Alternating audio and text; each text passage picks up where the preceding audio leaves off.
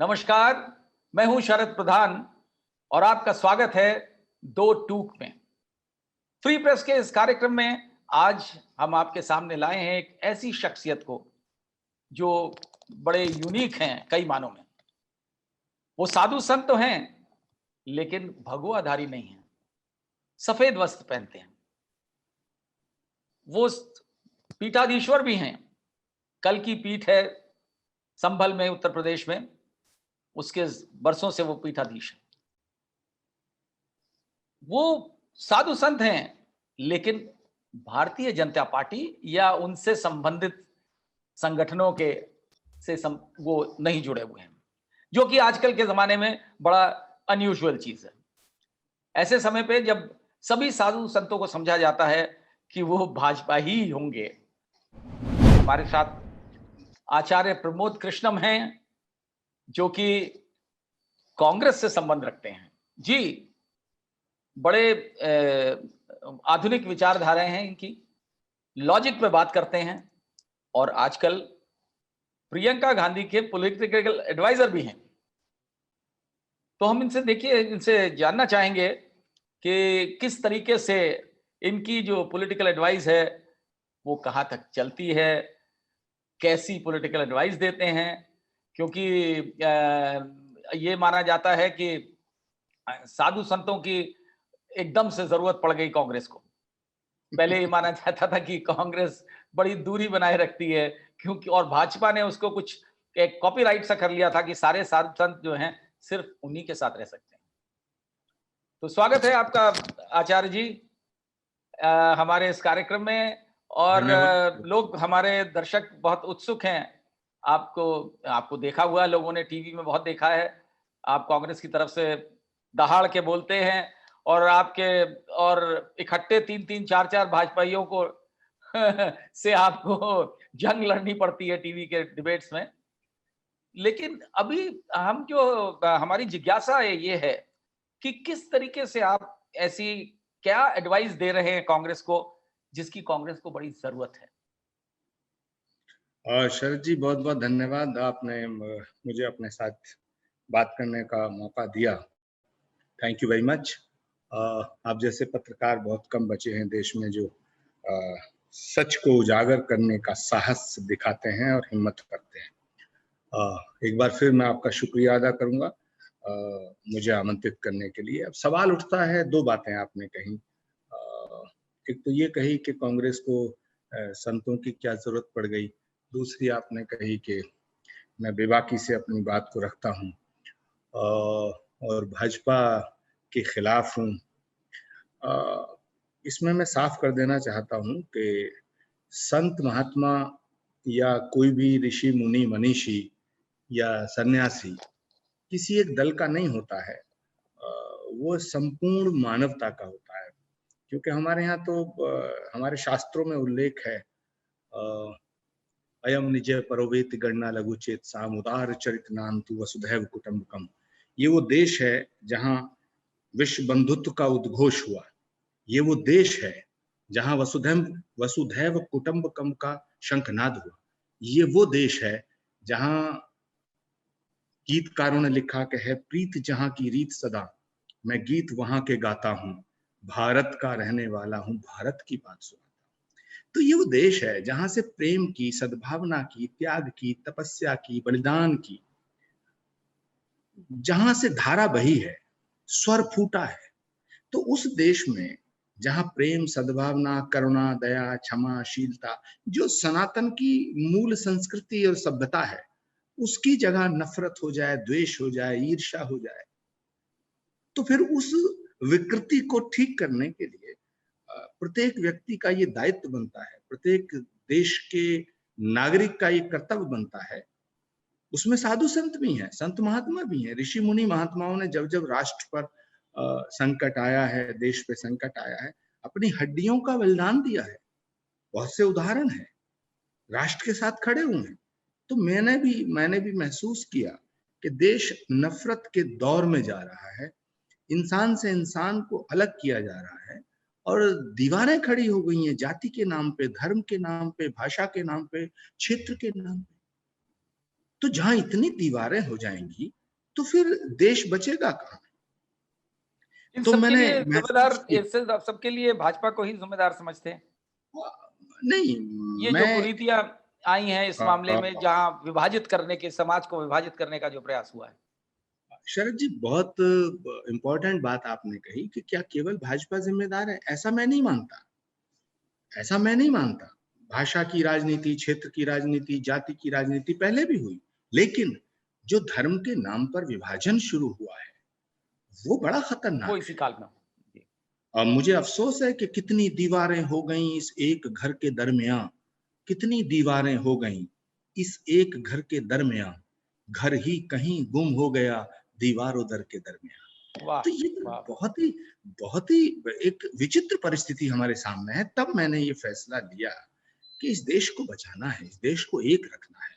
इस देश की एकता के लिए जो बलिदान हुए हैं, हजारों लोगों ने बलिदान किया, लाखों लोगों ने बलिदान किया, और वही परिस्थिति, वही विषम परिस्थिति, वही हालात पैदा हो रहे हैं।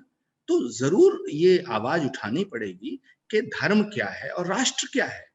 आज धर्म के नाम पर जो झूठ परोसा जा रहा है, राष्ट्रवाद के नाम पर जो झूठ परोसा जा रहा है, वो राष्ट्रवाद नहीं है। जो धर्म के नाम पे धर्म परोसा जा रहा है वो धर्म नहीं है। तो मुझे लगता है आपके हिसाब से धर्म और राष्ट्रवाद की सही परिभाषा क्या है और क्या होनी चाहिए? धर्म का मूलभूत सिद्धांत है सत्य, अहिंसा, करुणा, दया, प्रेम, सद्भावना।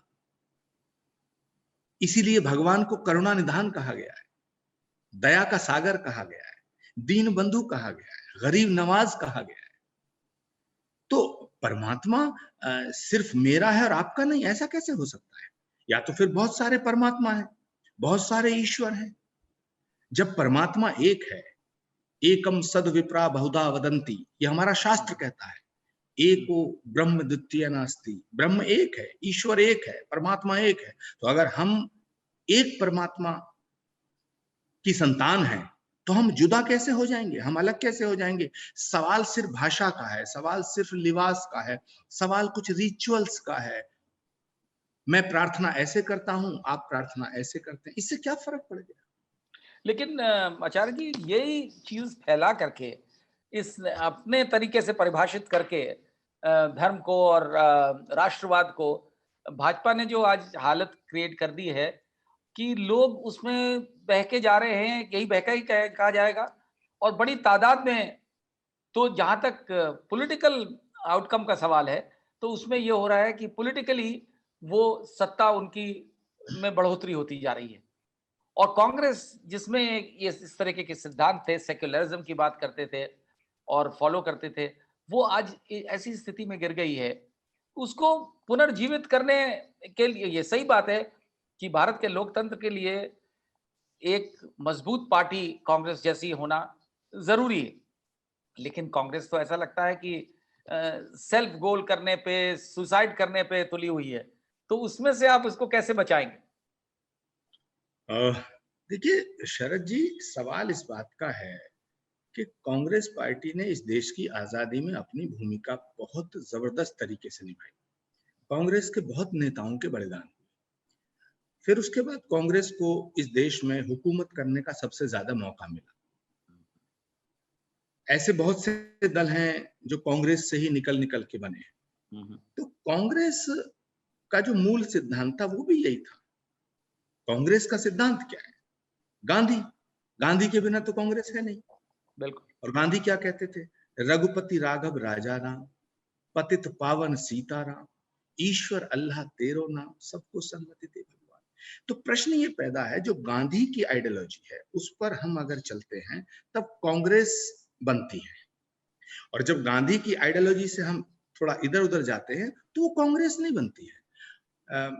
क्योंकि क्योंकि अभी थोड़ी देर को फिर वही बात उठेगी कि अगर सिर्फ परमात्मा आचार्य प्रमोद कृष्णम का है तो फिर मुसलमान जिंदा क्यों है, ईसाई जिंदा क्यों है, पारसी जिंदा क्यों है, यहूदी जिंदा क्यों है? और अगर अल्लाह ताला सिर्फ मुसलमानों का तो हिंदू जिंदा क्यों है? प्रश्न ये पैदा होता है कि एक तो धर्म को बड़े गलत ढंग से प्रस्तुत किया जा रहा है। जी। ऐसे प्रस्तुत किया जा रहा है और ये दोनों तरह से हो रहा है, दोनों तरफ से हो रहा है। ये जो फेनेटिज्म है धर्म के नाम पर, ये बड़ा खतरनाक है।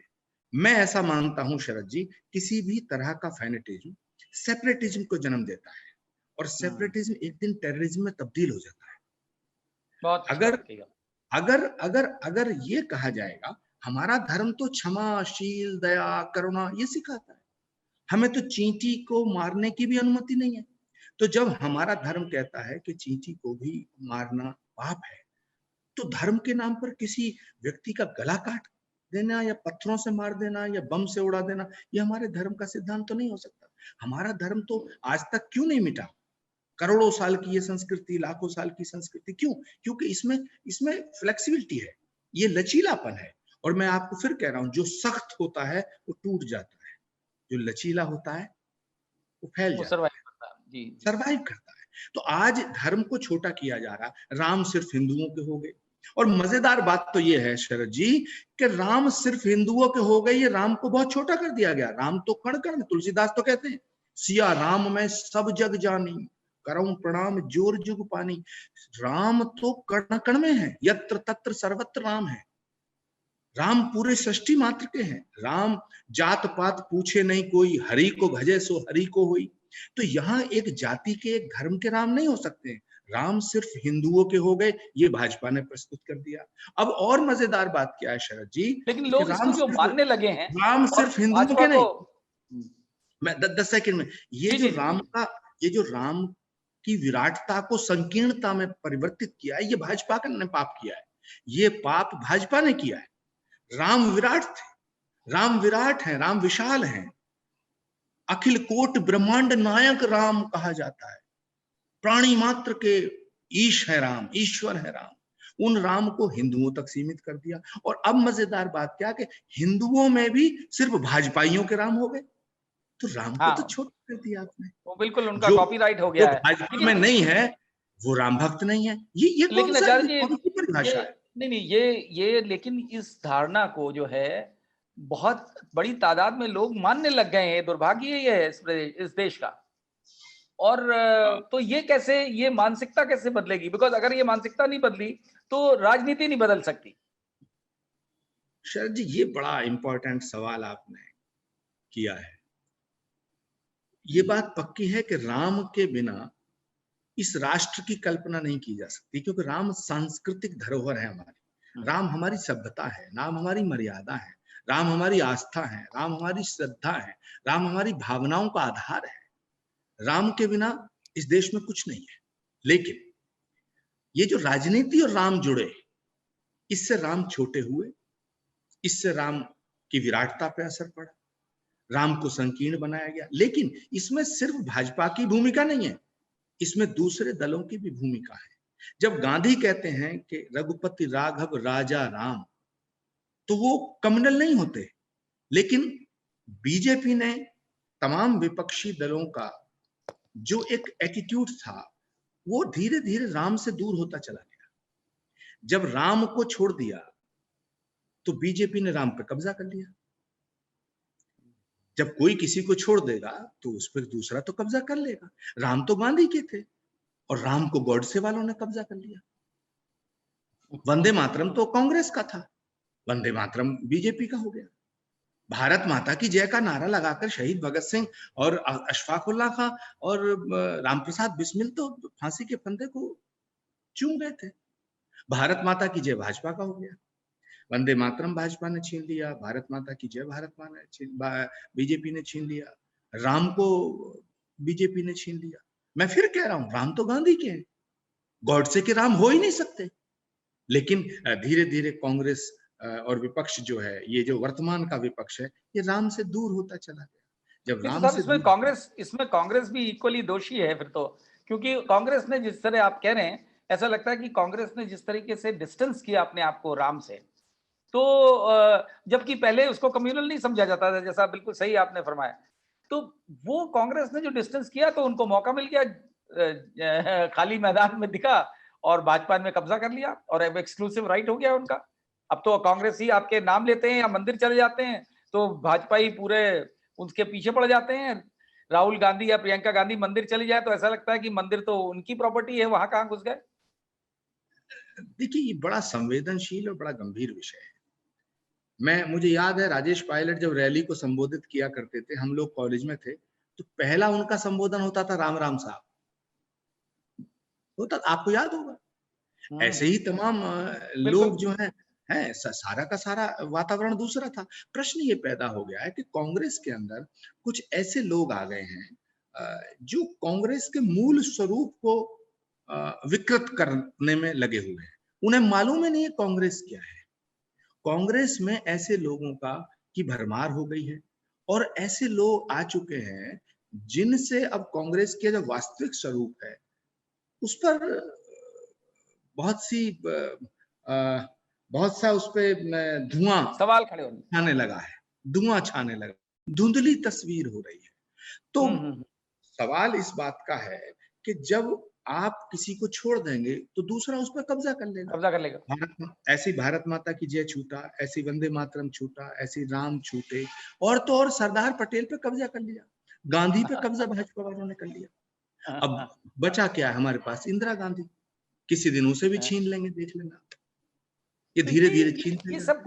ये सब कुछ उस परिवार के रहते हुए हो रहा है जो जिसके पास कांग्रेस की धरोहर है और जिसके नाम पे कांग्रेस खड़ी हुई है आज भी, जिस भी स्थिति में है, दयनीय स्थिति में है। तो ये क्यों इसको अलाउ किया जा रहा है इस तरीके की स्थिति? और आप तो एडवाइजर हैं प्रियंका गांधी के, तो फिर क्या वजह है? क्या आपकी एडवाइस नहीं आती है या वो लोग स्वयं, क्योंकि भाई उस परिवार के तो ये मुमकिन नहीं था।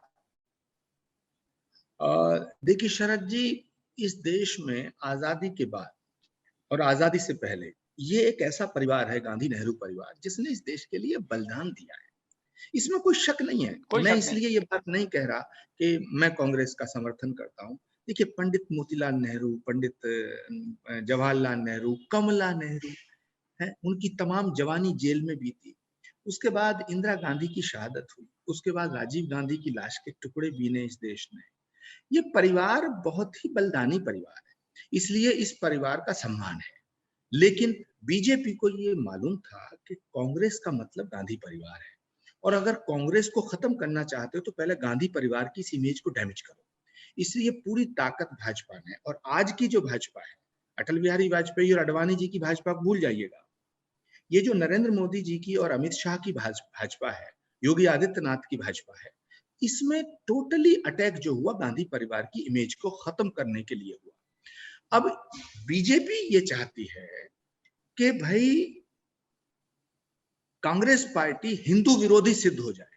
बात को समझिएगा, कांग्रेस पार्टी हिंदू विरोधी अगर सिद्ध हो जाती है तो इस देश में अगले 50 सालों तक बीजेपी राज करेगी। 50 सालों तक। क्यों? क्योंकि लड़ाई तो 80 वर्सेस 20 हो जाएगी। उसमें 10-5% बेचारे लिबरल शरद प्रधान जैसे लोग, आचार्य प्रमोद कृष्णम जैसे लोग, या एक दो और नाम लूं मैं, वो इधर उधर की बातें करेंगे। कोई मेधा पाटेकर बात सही करेगी, कोई है ना, कौन सुनेगा उनको, कौन पूछेगा उनको? प्रश्न ये पैदा होता है कि बीजेपी ये चाहती है कि कांग्रेस हिंदू विरोधी सिद्ध हो जाए। तो जो बीजेपी चाहती है, कांग्रेस के अंदर कुछ ऐसे लोग हैं जो इस बात पर मोहर लगा देते हैं। कांग्रेस हिंदू विरोधी पार्टी नहीं है, माफ करना, कांग्रेस हिंदुओं की भी, मुसलमानों की भी, ईसाइयों की भी, सबको साथ लेके चलने वाली पार्टी, इसीलिए वो कांग्रेस थी। कांग्रेस ना मुस्लिम लीग है, ना कांग्रेस आरएसएस है, हिंदू महासभा है। हिंदू, अगर प्रॉब्लम क्या है, अगर हम एक तरह के फेनेटिज्म का विरोध करेंगे और दूसरे तरह के फेनेटिज्म पे आंख बंद कर लेंगे तो सवाल तो खड़ा होगा।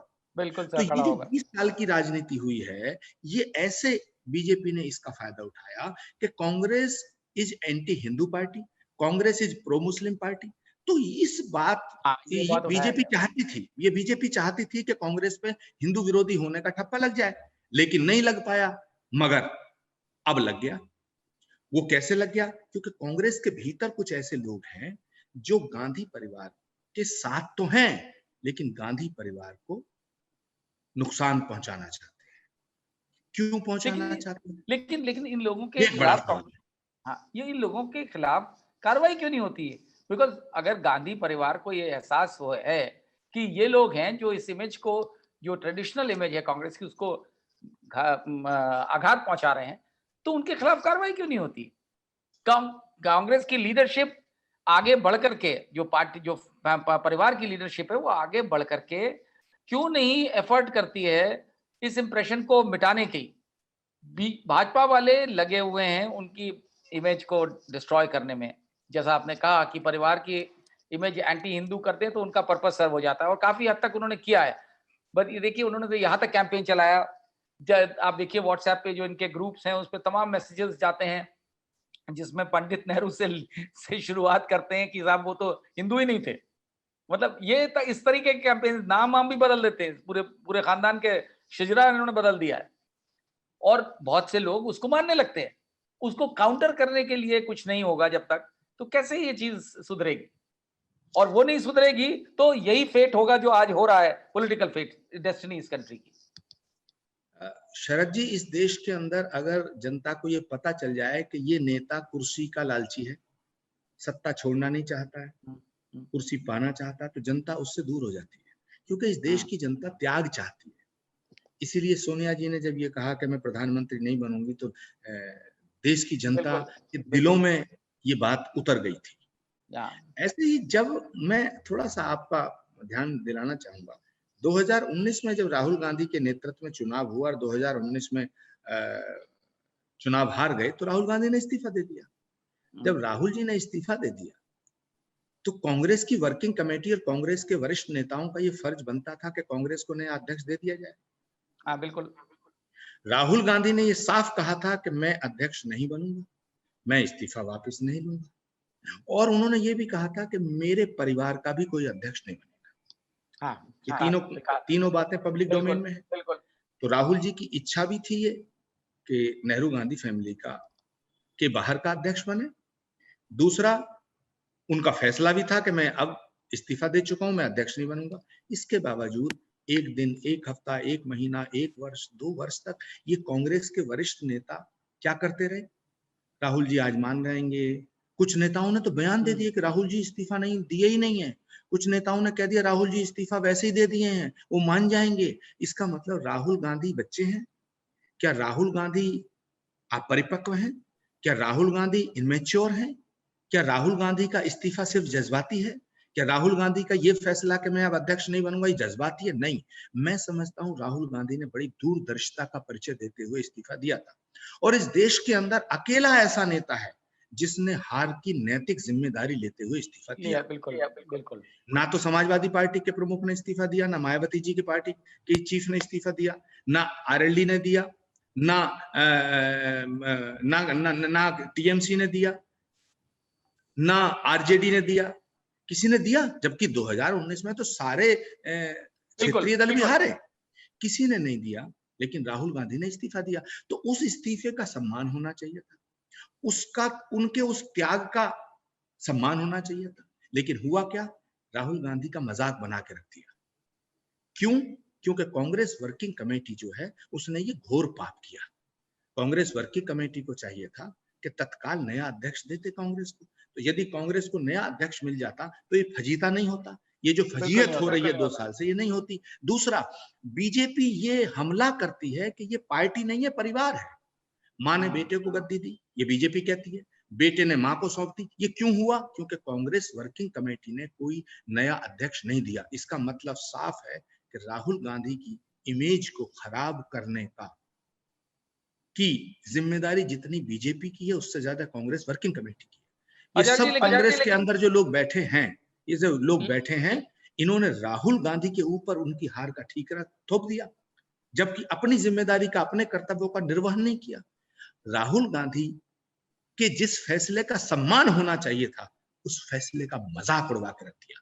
इसलिए मैं कहना चाहता हूं, लेकिन एक चीज बताइए, ये फैसला राहुल गांधी ने लिया था कि मैं अध्यक्ष नहीं बनूंगा और ना मेरे परिवार का बने, तो उसके बाद अगर वर्किंग कमेटी के कुछ लोगों ने, मैं कहूंगा चाटुकारिता में, ये इस तरीके की हरकत करी कि उन्होंने वो नहीं होने दिया, तो क्या ये राहुल गांधी का फर्ज नहीं बनता था कि वो एक स्टैंड लेते कि नहीं, नथिंग डूइंग, मैंने ये तय कर लिया, अब मैं किसी सूरत में नहीं बनूंगा?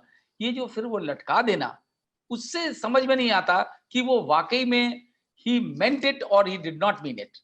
अगर उनको दिल से था, हमें पूरा यकीन है कि वो दिल से चाहते हैं कि कांग्रेस रिवाइव हो, लेकिन और इनको ये भी एहसास है कि परिवार का कोई सदस्य ना हो अध्यक्ष, तो ये मुमकिन है कि ये पार्टी रिवाइव करे, जैसा कि उन्होंने स्वयं कहा। लेकिन अपनी कही हुई बात पे अमल नहीं करने से ही तो ये जो चाटुकार लोग हैं उन्होंने फायदा उठाया इसका, और अल्टीमेटली ढीकरा उनके सर पे पड़ा। शरद जी मुझे बताइए, राहुल गांधी और क्या करते? उन्होंने इस्तीफा दे दिया। नहीं, वो राहुल ये कह गांधी ने देते कि नहीं, अब वो एक करवाते, एक वो करवाते एक विद इन द पार्टी कैसे इलेक्शन कराते? करवाते। नहीं नहीं, वो कैसे कराते? उन्होंने कहा कि मैं अध्यक्ष नहीं बनूंगा। उन्होंने इस बात को पब्लिक डोमेन में कहा। उन्होंने पब्लिक डोमेन में ये कहा कि अब मैं अध्यक्षता, उन्होंने ये भी कहा मेरे परिवार का भी नहीं बनेगा। और क्या करते? वर्किंग कमेटी के सिर में, ये वर्किंग कमेटी का फर्ज नहीं था? ये क्या करते रहे कि ये उनकी बात को झूठ कहते रहे। वो सबसे, उन्होंने किसी भी एक भी व्यक्ति से, एक भी सदस्य से, कांग्रेस के वर्किंग कमेटी के सारे सदस्यों से मेरी बातें हुई हैं। एक भी सदस्य से व्यक्तिगत मुलाकात में भी राहुल जी ने ये नहीं कहा कि मैं अध्यक्षता स्वीकार करूंगा। उन्होंने कहा दूसरा अध्यक्ष चुन लो। इन्होंने क्यों नहीं चुना? ये नहीं, तो अगर जितने ये प्रक्रिया शुरू करा देते कमेटी, दूसरा अध्यक्ष चुनने की, इतना तो राहुल गांधी अपनी माता जी से कह करके भी करवा सकते थे कि एक सेकेंड, ये चीज, हाँ, ये आप प्रक्रिया शुरू करा देते। नहीं, अगर वो ये कहते, उन्होंने तो कहा भाई मैंने इस्तीफा दे दिया, अब आप पार्टी चलाओ, आप फैसला करो, दूसरा अध्यक्ष। इतनी शराफत से उन्होंने इस्तीफा दिया और इतनी साफ गोई से उन्होंने सबसे बात की। अगर वो ये कहते कि साहब नहीं ऐसा है, मैंने तो इस्तीफा दे दिया है, मैं अध्यक्ष नहीं बनूंगा, लेकिन शरद प्रधान जी को अध्यक्ष बना दो, तो पूरे देश में बीजेपी और तमाम मीडिया और तमाम कांग्रेसी क्या कहते? देखो जी, ये अपना पपेट अध्यक्ष बनाना चाहते हैं, नहीं, इन्होंने मैं बना ये नहीं दिया। कह रहा तो हूं, वो तो ये कहते हैं कि उन्होंने प्रक्रिया तो अपने आप चुनाव को की, अलग किया। इंटरनल इलेक्शन की प्रक्रिया शुरू करा देते हैं, बस वहां तक रहते कि नहीं नहीं नहीं, एक सेकेंड, एक बिल्कुल ठीक है। इंटरनल इलेक्शन की प्रक्रिया किसे शुरू कराने थी? कांग्रेस वर्किंग कमेटी को। कांग्रेस वर्किंग कमेटी जो फैसला लेती, राहुल गांधी ने ये तो नहीं कहा कि तुम जो फैसला लोगे मैं उसे मानूंगा नहीं। तो प्रश्न ये पैदा होता कि अपनी तमाम जिम्मेदारियों का ठीकरा, बर्बादी के जिम्मेदार तो ये सब हैं, और राहुल गांधी को अकेला जिम्मेदार ठहरा दिया। राहुल गांधी की इमेज, उनके कैरेक्टर असैसिनेशन की और उनकी इमेज को की हत्या करने का अगर कोई पाप किया तो इन कांग्रेस के तमाम चाटुकार और चापलूस नेताओं ने किया है। ये वहां जाते हैं, कहते हैं नहीं, ये वहां जाते हैं, राहुल जी आपके बिना कुछ नहीं हो सकता, सोनिया जी आपके बिना कुछ नहीं हो सकता, आपके बिना कुछ नहीं, आप तो हमारी आत्मा है, आपने, ये वहां सब ये कहते हैं। इन्होंने एक बार ने, किसी नेता ने सोनिया गांधी से जाके कहा, सोनिया जी कांग्रेस पार्टी चाहती है नया अध्यक्ष, राहुल जी ने इस्तीफा दे दिया, कांग्रेस का नया अध्यक्ष चुनना? किसी ने नहीं कहा। ये कहते हैं हम तो मर जाएंगे, तो बर्बाद हो जाएंगे, कांग्रेस सड़क पे आ जाएगी। ये कांग्रेस नहीं सड़क पे आएगी, ये सब सड़क पे आ जाएंगे, क्योंकि लेकिन लोगों को इंप्रेशन ये हो गया कि सोनिया जी यही स्थिति बरकरार रखना चाहती हैं, लोगों को यही इंप्रेशन हुआ इससे। अगर देखिए कोई भी इसमें गांधी परिवार का अगर ये तय कर लेता, खास तौर से राहुल या सोनिया जी अगर ये तय कर लेती कि कुछ नहीं, आज से ये होना है, तो क्या इन चाटुकारों की मजाल थी कि नहीं करते, आगे नहीं बढ़ते? अगर ये कहते कि नहीं कुछ नहीं, जब तक आप नहीं करोगे प्रक्रिया शुरू तब तक हम आगे नहीं बढ़ेंगे, तब तक हम कुछ नहीं होने देंगे, तो उससे अभी देखिए इनके इस इस तरीके के एटीट्यूड से इंप्रेशन ये चला गया कि ये ऊपर से कहते हैं दिल से नहीं चाहते हैं। यही मैसेज गया राहुल गांधी के बारे में कि ऊपर से तो कहते हैं लेकिन चाहते नहीं कि ये हो पावर सेंटर अपना ही बनाए रखना चाहते हैं। एक आदमी चिल्ला चिल्ला के कह रहा है मैं अध्यक्ष नहीं बनूंगा, नहीं, बट वो बीजेपी तो कह रही कर है, सकता है नहीं ना, नहीं, देखिए बीजेपी, वो एक इस सेकंड, स्थिति में है। हाँ, एक आदमी चिल्ला के कह रहा है मैं अध्यक्ष नहीं बनूंगा, उसकी बात का यकीन नहीं हो रहा है, और जो वर्किंग कमेटी झूठ बोल रही है इस पे यकीन किया जा रहा है, तो ये तो ठीक नहीं है। मैं आपको एक प्रसंग याद दिलाना चाहता हूँ। शेक्सपियर का एक नाटक है जूलियस सीजर। सीजर को पक्का भरोसा था कि ब्रूटस मेरी रक्षा करेगा, मेरा साथ करेगा। जब खंजर उसके लगा तब उसने कहा यू टू ब्रूटी। हाँ, यूट्यूब। हाँ, सीजर को आखिर तक पता नहीं लगता है कि ब्रूटस क्या करेगा, और जब पता चलता है तो वक्त बीत जाता है। तो यहाँ तो कांग्रेस बहुत सारे पार्टी, ब्रूटस हैं, तो अब तो पता लग जाना चाहिए, यहाँ तो बहुत सारे ब्रूटस हैं जो वहां तो एक ब्रूटस था एक था। सीजर के, गांधी फैमिली के चारों तरफ ब्रूटस ही ब्रूटस है। नहीं, तो ये और जो बताइए आज जो जैसे उसके, आज आचार्य जी आज के इनकलाब में खबर छपी है कि आपने कुछ ऐसी एडवाइस दी है प्रियंका गांधी को कि, और यदि कांग्रेस ने वो एडवाइस नहीं मानी तो आप उनका साथ भी छोड़ देंगे।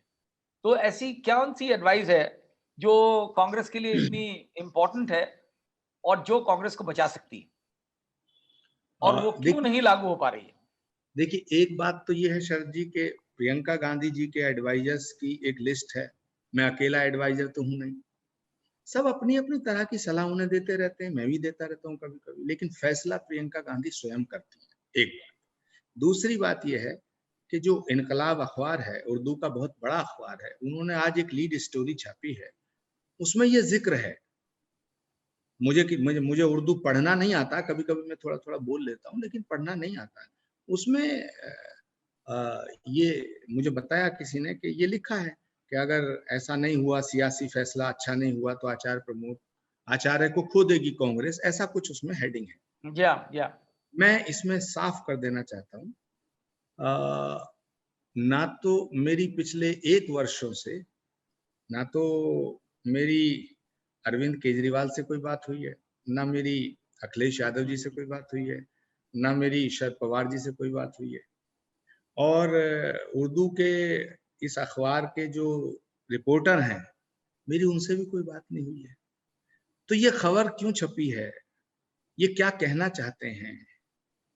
और जहां तक मेरा ताल्लुक है, मैं कांग्रेस में किसी पद का लालची नहीं हूं, और मेरे पास कोई पद है भी नहीं। प्रियंका जी ने मुझसे कहा था कि आप होम मिनिस्टर राजनाथ सिंह के खिलाफ चुनाव लड़ जाइएगा, मैं लड़ गया, वो जीत गए, मैं हार गया। मगर प्रश्न ये क्योंकि पैदा बहुत लेट किया गया था। हाँ, मुझे लगता है, 19 देखिए, प्रियंका जी के साथ जितने डिसीजन होते हैं, मुझे ऐसा लगता है एक्सपीरियंस से कि डिलेड होते हैं, जैसे आपको खड़ा करना, या उनका खुद भी पॉलिटिक्स में डायरेक्टली आना। उनका अनाउंसमेंट होती है कि साहब प्रियंका जी इस इलेक्शन में आने वाली हैं और यूपी में कैंप करेंगी और यहीं रहेंगी। ये पिछले चुनाव में ये हुआ था, लेकिन क्या हुआ उसके बाद पता लगा वो तो लंदन में है, अनाउंसमेंट हो गई। फिर वो 15 रोज बाद आई, 3 दिन रही, चली गई। फिर उसके बाद 10-12 रोज बाद आई, फिर चंद रोज रही, टोटल टाइम उन्होंने 12 दिन स्पेंड किया। आपको लगता है कि कोई भी अकलमंद पॉलिटिशियन ये सोच भी सकता है कि 12 दिन में यूपी का कैंपेन चलाया जा सकता है? तो नतीजा जो सामने है सबके। तो प्रियंका जी भी जो हैं, वो क्यों नहीं दिखाती हैं सही तेवर, अगर उनको वाकई में सीरियस पॉलिटिशियन है? अभी दुर्भाग्यवश उनके बारे में मैसेज ये चला गया है कि वो एज अ पॉलिटिकल टूरिस्ट आती हैं और चली जाती हैं, और आप उनके पॉलिटिकल एडवाइजर हैं। देखिए, एक तो मैं ये साफ कर दूं कि प्रियंका गांधी जी बहुत संजीदा पॉलिटिशियंस हैं, बहुत ही गंभीर राजनीतिक हैं, नहीं, उनसे बड़ी उम्मीदें हैं जिनका और जितना इस हम। और इस देश की सबसे ज्यादा लोकप्रिय नेताओं में से एक हैं। राहुल जी के इस्तीफे के बाद इस देश के कांग्रेस के करोड़ों कार्यकर्ता उनमें भविष्य की उम्मीद देख रहे हैं। मैंने भी कई बार ये बात कही है कि राहुल जी के इस्तीफे देने के बाद में अगर कोई पार्टी में एकता और शक्ति ला सकता है, तो वो चेहरा प्रियंका गांधी जी का है। लेकिन उनके साथ भी शुरुआत से ही साजिशें शुरू हुई। उनकी लॉन्चिंग इतनी गलत हुई कि उन्हें चुनाव से 15 दिन पहले एक स्टेट के भी आधे सूबे का प्रभारी बनाया जाता है। हाँ, ये उनके कद को बहुत ज्यादा घटाया गया। ये उनके और साथ कांग्रेस और पार्टी बाकी ने आधा अच्छा नहीं। आधा स्टेट ऐसे शख्स को दिया गया जो कभी आया नहीं और फिर फाइनली चला ही गया, विदाई ले ली उसने पार्टी से। बिल्कुल बिल्कुल, ज्योतिरादित्य सिंधिया जी। ज्योतिरादित्य सिंधिया। दूसरी बात, प्रियंका गांधी को आपने एक उत्तर प्रदेश तक सीमित कर दिया। ये कुछ लोग हैं ऑल इंडिया कांग्रेस कमेटी में, जो हमारा हेड ऑफिस है कांग्रेस पार्टी का, उसमें कुछ लोग सिर्फ यही काम करते हैं कि जो टैलेंटेड है, जिसमें पोटेंशियल है, जिसमें ऊर्जा है, जिसमें प्रतिभा है, उसको कैसे किल किया जाए। तो आज की डेट में ऐसे लोगों ने वहां अपनी दुकान जमा रखी है, जो टैलेंट हंटर है। वो देश में देखते हैं कि कौन टैलेंटेड है, किसको लोग सुनना चाहते हैं, किसको लोग देखना चाहते हैं, किससे लोग जुड़ना चाहते हैं, कांग्रेस को कौन मजबूत कर सकता है। मुझे लगता है ये आत्मघाती एक दस्ता तैयार हुआ है जो खुद कांग्रेस के अंदर बैठ गया है, और ये प्रियंका गांधी की इमेज को भी डे बाय डे डैमेज करने की साजिश हो रही है। ये मुझे कहते हुए कतई घबराहट नहीं हो रही है। मैं सच को स्वीकार भी करता हूं और सच को बोलने की हिम्मत भी रखता हूं। मैं फिर कह रहा हूं, प्रियंका गांधी इस देश का ऐसा चेहरा है, इसे पूरे देश में मोदी के खिलाफ अगर हम उसको राष्ट्रव्यापी एक आंदोलन चलाते हैं तो सर्वाधिक लोकप्रिय चेहरा है प्रियंका गांधी का। और जिन लोगों ने राहुल गांधी जी की इमेज को खराब किया है, वही लोग अब प्रियंका गांधी की इमेज को डैमेज करने में लगे हैं। मुझे ये कहने में कतई झिझक नहीं है कि उनके खिलाफ बहुत भयंकर साजिश हो रही है। नहीं तो ये चीज का एहसास नहीं है क्या उनको, क्योंकि आखिर वो अंदर के ही लोग हैं।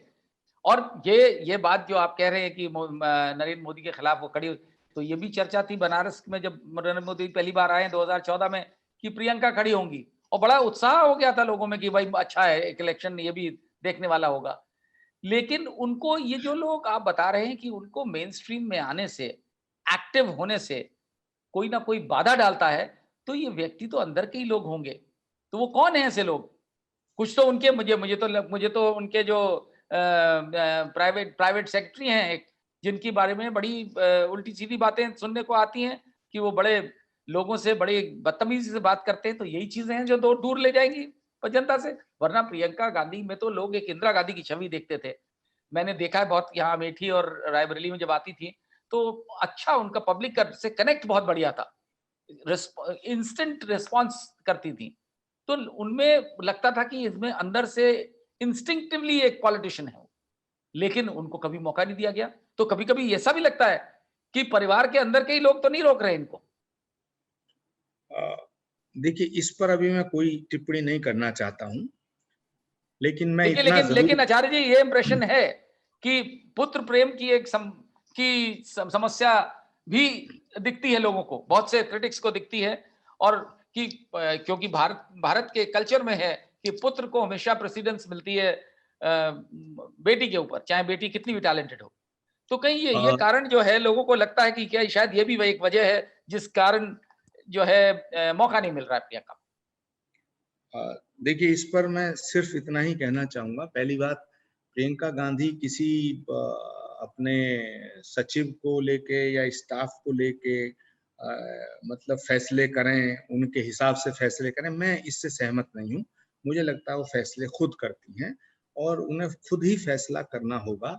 मगर इतना जरूर कहना चाहूंगा, कुंवर बेचैन का एक शेर है कि वो जिसमें लौ है अंधेरों में और चमकेगा, वो जिसमें लौ है अंधेरों में और चमकेगा, किसी दिए पे अंधेरा उछाल कर देखो। तो वाह! आज विषम परिस्थितियां हैं। आज बहुत ही ज्यादा एक ऐसा एटमॉस्फेयर है जहां बड़ा मुश्किल है, चारों तरफ अंधेरा है, वहां रोशनी करना बड़ा मुश्किल हो रहा है। लेकिन मुझे लगता है, मेरा यकीन है कि प्रियंका गांधी एक ऐसी ज्योत है, प्रियंका गांधी एक ऐसी शक्ति है जो इस अंधकार को मिटाएगी। ये बताइए, जैसे कि कहा जाता है कि अब फिर से कहा गया है कि वो प्रियंका यूपी में आके आने वाले 2022 के विधानसभा चुनाव में वो बड़ी एक्टिवली लीड करेंगी कांग्रेस पार्टी को, और अब की तरफ गनीमत है कि आधा हिस्सा उनको नहीं दिया गया, पूरा प्रदेश की बात की जा रही है शायद इस वजह से कि ज्योतिरादित्य सिंधिया जाते रहे भाजपा में। तो अब क्या लगता है आपको, और किस तरीके से आपका जो हिंदुत्व है वो भाजपा के हिंदुत्व से कैसे टक्कर ले पाएगा?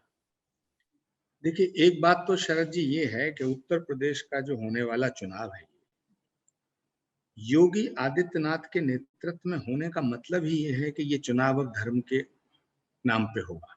बिल्कुल। इसमें मुद्दे गौड़ हो जाएंगे और बीजेपी, एसएस, विश्व हिंदू परिषद, इन तमाम लोगों ने जाति, धर्म और राष्ट्र के नाम का चक्रव्यूह सजा दिया है। इसमें जो जाएगा वो वीर गति को प्राप्त हो जाएगा। बीजेपी ये चाहती है कि उत्तर प्रदेश का सारा मुसलमान समाजवादी की तरफ चला जाए। जैसे ही मुस्लिम समाजवादी का झंडा उठाएगा, वैसे ही उसके रिएक्शन में लगभग 70% हिंदू एक हो जाएगा और इनका काम बन बिल्कुल जाएगा। यही चाहते हैं। इनका पूरा का पूरा जो दारोमदार है वो इस पॉइंट पे है। अब सवाल उठता है कि उत्तर प्रदेश का ये जो महाभारत है, ये जो कुरुक्षेत्र है, तो इसमें मुद्दे कहाँ जाएंगे? भूख कहाँ जाएगी, प्यास कहाँ जाएगी, दवाई कहाँ जाएंगी, ऑक्सीजन कहाँ जाएंगी, बेड नहीं मिला, नदियों में लाशें बहती देखी गई हैं, रोजगार नहीं मिला, ये कहाँ जाएंगे? तो मैं ये बताना चाहता हूं कि जब राष्ट्र और धर्म की ज्वालामुखी धधक रही होती है तो बड़े से बड़ा फौलादी मुद्दा भी भस्म हो जाता है। इसलिए तमाम अपोजिशंस को, तमाम विपक्षी पार्टियों को ये बहुत गंभीरता से सोचने की जरूरत है। 2019 के अंदर जिस समय लोकसभा चुनाव हो रहा था तो समाजवादी पार्टी और बहुजन समाज पार्टी का गठबंधन हुआ। मैंने खुद अखिलेश जी से कहा था कि कांग्रेस के बिना ये गठबंधन सफल नहीं होगा, लेकिन उनकी कुछ मजबूरियां थी, बहन जी की कुछ मजबूरियां थी। मैंने ये कहा था कि अगर आप बीजेपी को हराना चाहते हो, देश में मोदी को दोबारा प्रधानमंत्री बनने से रोकना चाहते हो, तो कांग्रेस को साथ लो।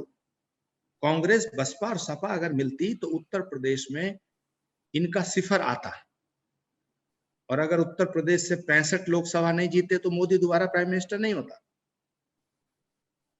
नरेंद्र मोदी को दोबारा प्रधानमंत्री बनाने में विपक्ष की बेवकूफियों का भी बहुत बड़ा रोल है। 2022 का चुनाव हो रहा है, अब मायावती जी अलग लड़ेंगी, अखिलेश यादव अलग लड़ेंगे, वो कह रहे हैं हम कांग्रेस से समझौता नहीं करेंगे, कांग्रेस अलग लड़ेगी, तो उसका नतीजा क्या होगा? फायदा बीजेपी का होगा? फायदा नहीं होगा। 300 सीट से ज्यादा लेकर के बीजेपी आएगी। टोटल हिंदू मुस्लिम चुनाव होने जा रहा है। नहीं तो आपको धर्म ये के नहीं लगता नाम कि इसके पीछे भाजपा जिम्मेदार है कि बसपा को और सपा को अलग रखने में भी, कि जब माना यह जाता है कि मायावती पूरी तरीके से मोदी के कंट्रोल में है और अखिलेश को भी काफी डराया वराया गया है। लोग कहते हैं ईडी और सीबीआई का डर जो है, ऐसा खौफ पैदा कर दिया गया है जिससे कि ये लोग एक साथ नहीं होंगे।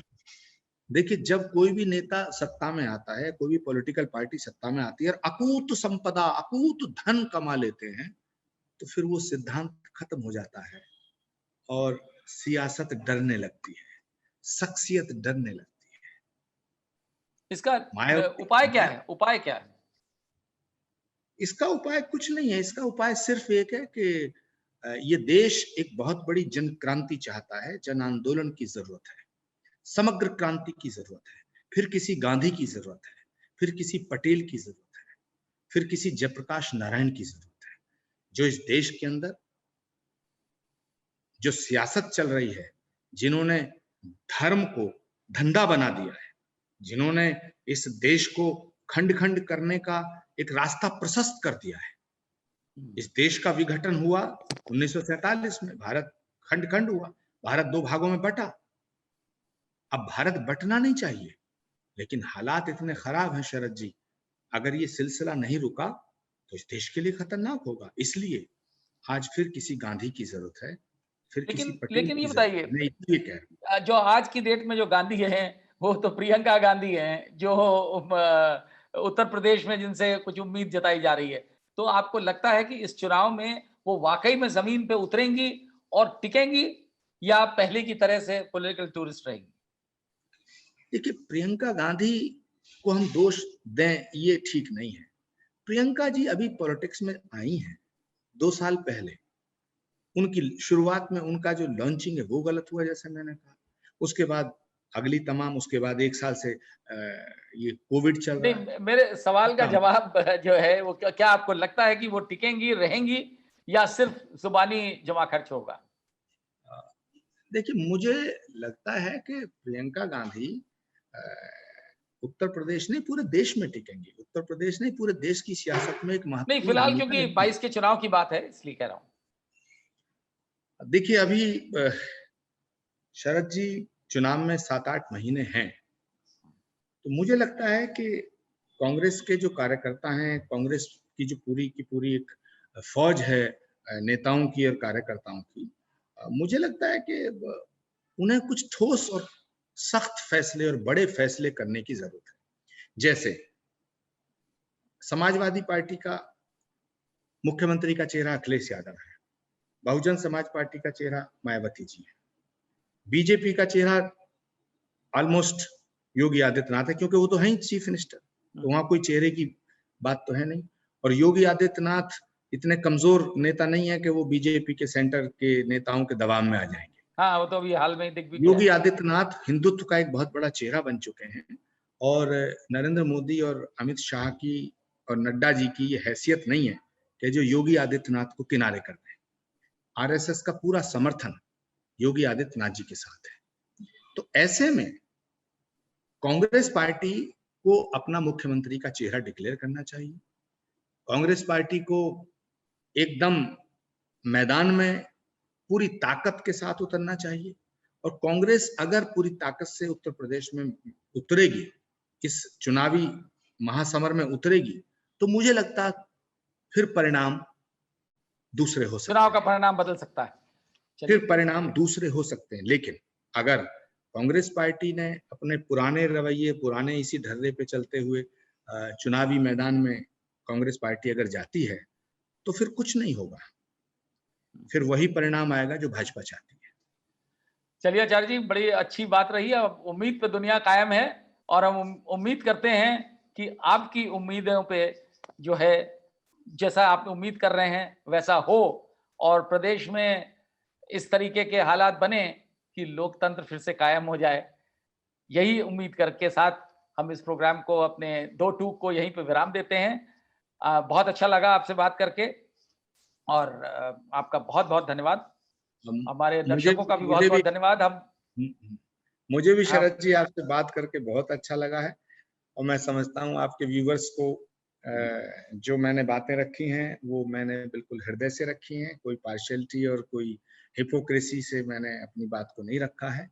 और मैं ईश्वर को साक्षी रख के ये बात कहना चाहता हूँ कि ये देश जो है ये बहुत बड़ा है, सियासत छोटी है, सत्ताएं आएंगी जाएंगी, आती रहती हैं जाती रहती हैं, देश रहना चाहिए, हमारी संस्कृति और सभ्यता रहनी चाहिए। बहुत बहुत धन्यवाद। नमस्कार। Thank you very much.